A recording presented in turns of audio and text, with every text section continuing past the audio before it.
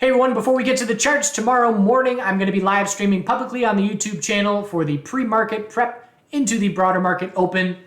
And then on Wednesday at 5 p.m. Eastern, going to be doing a live stream talking about the importance of routines, habits to achieve flow state with our trading, as well as the importance of those things in our lives in general.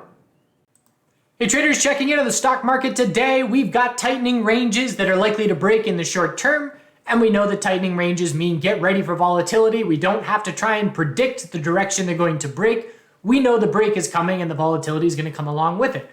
So the S&P 500 is looking at the potential of a daily lower high. This is the futures chart. We've got the high of last week. If the NASDAQ, and it's the NASDAQ that's in the clear tightening range, if the NASDAQ breaks bear, the S&P 500 is going to set a daily lower high. And we'll look then at the daily higher low from Friday as a key support level. And if that were to break, it would be our weekly lower high shaping up in a potential head and shoulders like pattern. If the NASDAQ breaks bull, we're going to be looking at the S&P 500 testing the high of last week. And that was back on the FOMC reaction high, which for SPY would be 402.49. So essentially what we care about on SPY is 389.40 support and 402.49 resistance. But it's the NASDAQ. And it's the NASDAQ because of the clarity. Ever since the FOMC reaction, we got our high and low. Then we had a lower high Thursday, a higher low Friday, a lower high today. And we went into today looking for that 12-hour lower high. And now the question into tomorrow is, are we going to break support? Or can we form another higher low and remain within this tightening range into Wednesday? The tighter we get, the more clear the break's going to be and the more follow through we will get, in my opinion. So if we're looking at QQQ levels, just as comparison, go to the 4-hour time frame, zoom in a little bit, and it's 306.95 that is key. And again, it's just the high, low, lower high, higher low, lower high, trying for a higher low, but the bulls would have to control overnight tonight. So the bulls are going to attempt to do that. If we open higher tomorrow, we're going to be right smack dab in the middle of this range, waiting for the break. On a bear break, we look for daily consolidation. And on a bull break, we'll be looking to test the highest level we've seen in months, which was the FOMC reaction high from last week. So really, it just boils down to this pattern.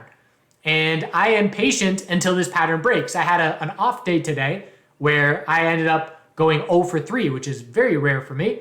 It ended up being less than a day loser because my stops were close by and it was little top fishing plays, bottom fishing plays, but it was enough to tell me, it's an equilibrium, it's a tightening range, just don't trade because you don't have it today. And so I did after that point. So now we just patiently wait for how we're going to break this tightening range. If it's the bear break, we'll zoom out and we'll look for weekly consolidation on QQQ. But essentially we know as the broader market as a whole, we can't have any conviction in the bears unless this pattern breaks and sees bear follow through. Because we know if the NASDAQ remains strong, the market's going to remain strong. I mean, the fact that the S&P 500 is still trading where it is, considering the weakness in the financial sector and the fear in the financial sector the last 2 weeks, that's statement enough in terms of the importance of the NASDAQ holding things up. Apple has a clear tightening equilibrium as well, right down to support. This is the 4-hour time frame just to condense it down. Lower high, higher low, lower high this morning. Key support 157.68. We held it by 19 cents today. We're on the verge of a bear break. And Google already broke bear. Google had the same tightening 4-hour range, break bearish. Bitcoin had the same 12-hour tightening range as the NASDAQ. That broke bear today.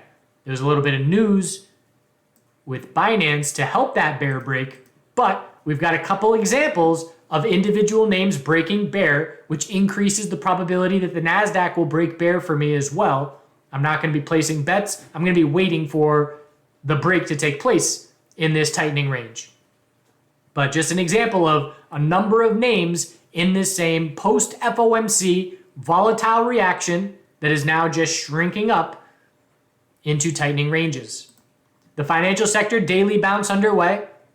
Anything under 32.05 is a daily lower high. The best case scenario for the bears would be the NASDAQ breaking that equilibrium bearish and the financial sector setting a daily lower high compared to 3204 and seeing weakness in both those sectors, because it's been a difficult trading environment over the last couple of weeks because you had, again, team bull, team bear. Team bull has been tech, NASDAQ, semiconductors, etc. Team bear has been financial sector, energy, IWM, biotech sector. And that's been nice and clear for the most part. But then you have days like today where all of our weaker names are bouncing. So XLF was up 1.4%, IWM 1.1%, XBI over 1%, energy sector over 2%. All the weaker names green and all the stronger names red. And again, it's just this tug of war on SPY, just back and forth. The easiest trading as a trader is when you have the currents going in the same direction. Right now, there's a river, and you've got the NASDAQ. You know, sometimes when a river hits the sides of the land and it gets these swirls going, you've got your main current, but you've got these big swirls taking place inside that current. And that's what's going on right now. What we want as traders, I don't care if you're going up or down, just give me the current. Just give me the follow through and the clarity of going in the same direction. Because as long as these major sectors are doing this tug of war, it's going to be choppy. And SPY is showing us that, where not much has gone on the last 5 trading days for SPY. Couple days up, couple days down, couple days up, just back and forth chop. The easiest trading markets are when all of our major sectors are going in the same direction, which is why we look for that and try and identify that when that happens so that we know to be looking aggressively in that direction. But we haven't had that on a daily swing trading, bigger picture perspective in quite some time. So waiting to see if that's going to shape up. And, you know, you can make a rule. I'm just going to trade less as long as that is happening. And then once that shifts, I'll go back to trading more aggressively. So the hourly uptrend is our guide on XLF. We did double top at the high of the day. 31.58.59 was the high of pre-market and the high of the day. And then it was the high at the end of the day, and we rejected again. So keeping an eye on that short-term resistance. If we lose the hourly uptrend, daily lower high will be set. And KRE, the regional banks, showing relative weakness still, closing at the low of the day, still a daily downtrend there as well. And Silicon Valley Bank was bought up by First Citizens, which is why there were gap up opens in the financial sector, but gap ups into some profit taking with KRE weaker than XLF. And you can just do KRE divided by XLF to see that it's just remaining weaker. Semiconductors, daily consolidation continues. Again, no red flags on this daily chart overall, but we are weaker than the NASDAQ because the NASDAQ is sideways while we are in the semiconductors breaking to the lowest levels we've seen in the last 4 or 5 days. So still a daily uptrend, but the hourly downtrend is our guide. High of today is a new hourly lower high. End of the day was another hourly lower high.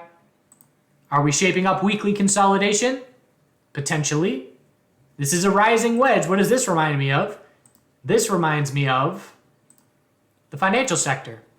So this is the weekly time frame in a potential rising wedge. This is a spitting image. Let's just pull them up next to each other.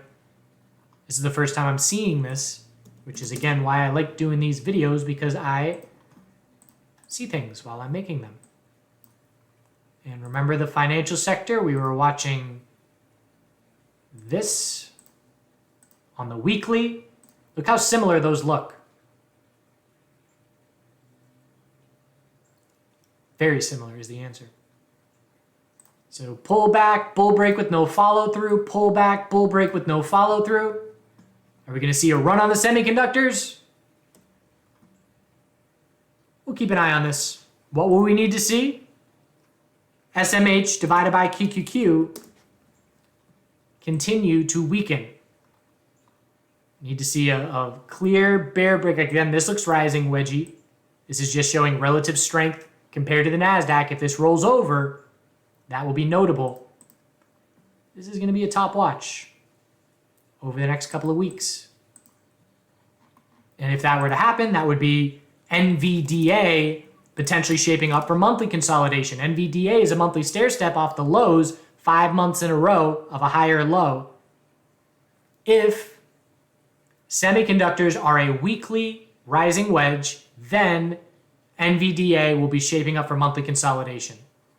So I don't have high conviction, but this is just establishing I am watching this for the next couple of weeks to potentially take shape. And it takes a while on these longer term time frames. Tesla, daily higher low set, 187.15. Still watching this resistance zone at 200. We had a nice wall of resistance on the 2-minute time frame this morning. We started strong. Look at all these tops. Reject, reject, reject. Pull back, reject, roll over, bears take over. So if we drop down and lose that daily support level of 187.15, that will be a weekly lower high shaping up on Tesla. So 187.15 and 266 are the key support levels. Tesla bears positioned well if the NASDAQ breaks this equilibrium bearish. Tesla divided by QQQ, relative weakness past couple of days. So the setup is there for the bears. They've just got to follow through. They got to see Apple break. They've got to see QQQ, NASDAQ break. And we'll take it from there. XLV, daily inverse head and shoulders confirmed for the bulls. No follow through, not a strong daily candle for conviction on that bull break, but it was a bull break. I'm watching JNJ. Just tightening up here. Weekly stair step drop of 11 weeks. And that did break bull to start this week. But I've got to see these bulls get over 154.95, 155.91, 156.25 for conviction that the weekly bounce is underway. So keeping an eye on JNJ to potentially shape that up. But again, we got to see XLV get over 129.20 and try and follow through on this newly found daily uptrend. We haven't had a daily uptrend in over a month. Now we do, but again, just not your ideal kind of day as far as closing near the low of the day. IWM, daily EMA 12 resistance. Anything under 177.53 is a daily lower high. So again, up over 1% today, but still in a clear daily downtrend with a lot of work to do. If we fail 177.53, it's a potential inverse head and shoulders on here. But still full bear control as long as daily EMA 12 is resistance and as long as these lower highs keep forming. And that's the case for XLF and the financial sector as well. Biotech sector, same thing. Bounce is underway, but tons of space for the daily lower high. EMA 12 resistance. Bears still comfy. Crypto names are leading the way down for bears. Coin had bearish SEC news, and then we had another exchange, Binance, getting sued by the CFTC. It looks like the government is going after these crypto exchanges. So coin breaking its low of last week. Hourly downtrend is our guide there. And the miners as well, Riot and MARA. Higher open this morning, set the hourly lower high right away, and then we just rolled over into full bear control. So hourly downtrend, our guide on these crypto miners as they are now breaking the lows of last week. So they are now some lead bears. And if the NASDAQ were to break this equilibrium bearish, these crypto names are positioned well for the bears. Gold, daily support test of 1934, still holding at the moment, but we need hourly uptrends and 4-hour uptrends to have confidence that support level can continue to hold. If it breaks, we zoom out for weekly consolidation. Plenty of space for a weekly higher low. And again, watching the inverse relationship between gold and the financial sector, its two biggest red days are the two biggest green days for the financial sector over the last week. So tightening range, bulls are hoping to maintain the daily uptrend. Silver is still seeing daily uptrend. Miners bought the dip. There was a gap down open. Nice strong close for the miners. That's notable. Stocks closed fairly weak near the lows. Metals weren't doing a whole lot for the bulls, but the miners bought that dip. So daily uptrend on the metals and the miners. is our guide, and it's still holding. Oil daily uptrend confirmed, higher low and higher high. Energy sector hasn't done the same yet. Energy has to get over 80.81 for that to happen. But oil now has the weekly bounce underway. There's a lot of space for a weekly lower high, anything under 81.04. But the bulls have control as long as we've got a daily uptrend intact. Natural gas still testing the lows, bulls nowhere to be found. Daily stair-step drop over the last 9 days. Checking to see if the futures are the same thing. Yeah. So just daily stair-step drop. Bears in absolute complete control as long as that's the case. Testing key support. If it breaks, the weekly bear flag confirms and we hit fresh lows. So after today, can definitely see the path forward where if the NASDAQ breaks bear and daily lower highs are set on these weaker sectors, that we get some weakness later this week. But it all depends on how we open tomorrow. If we open higher and continue to tighten up, then we'll have to patiently wait still. But one thing is certain, the bears to have confidence in this market need the NASDAQ, need tech, need semiconductors to roll over into weakness and to lead the way down. QQQ divided by SPY. Remember we used to talk about this all the time? If the bulls are going to have a serious bounce where we're going to believe it, the NASDAQ has to lead. And that's been happening for months. Is that going to change? Is the NASDAQ relative strength going to see weekly consolidation and lead the way down? We'll see. Appreciate you watching. Do good things out there. It's springtime. We had some springtime gardening over the weekend, planting peas, carrots, potatoes, greens. And I'll see you in the live stream tomorrow morning. Have a good rest of your day.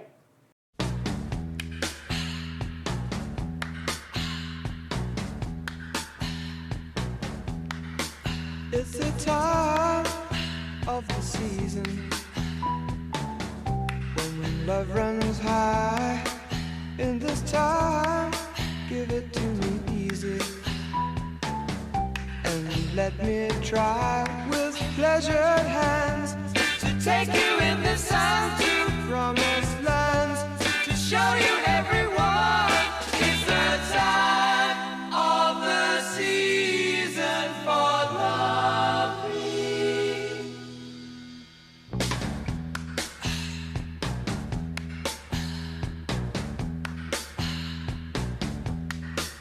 What's your name? Who's your daddy? Is he rich like me? Has he take us anytime to show